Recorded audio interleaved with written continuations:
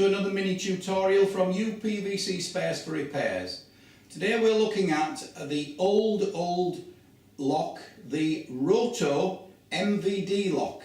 They came in two sizes, 340mm and 400mm. We'll have a look at being able to swap out the lock using the new replacement.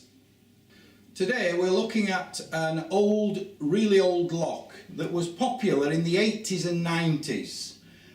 It's called the Roto MVD lock. Now you would normally find the logo here on the main part of the lock. This lock was left by one of our customers, so we've used this for our demonstration today. You can see here that the moving cam, which goes into the striker plate, is slotted. So what we would do is we would take this lock and we would try with our engineers to replicate it so that you had got a lock that you could simply fit with the least amount of problems. In order to do that, there are two sizes of lock.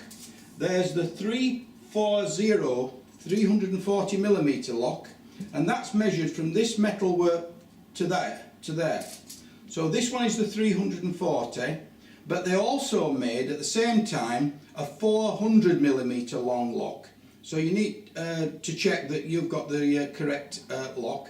However, we have made a new lock with our engineers which will swap out for both of them.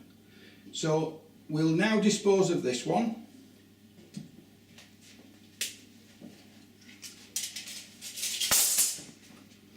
This lock comes with 4 striker plates and 2 optional latch keep plates. You would normally use the one that you've got at the moment. It should swap straight out. Here, where the 2 end pieces join in, there's a fold back section which allows this piece to be attached to this. After you've measured the overall length of the door lock you have and cut this down to the relevant size.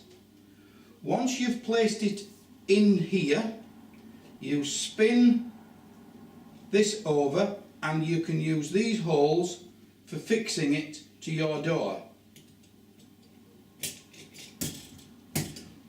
On this rail, you will now discover that there are mushroom headed cams and also a roller cam.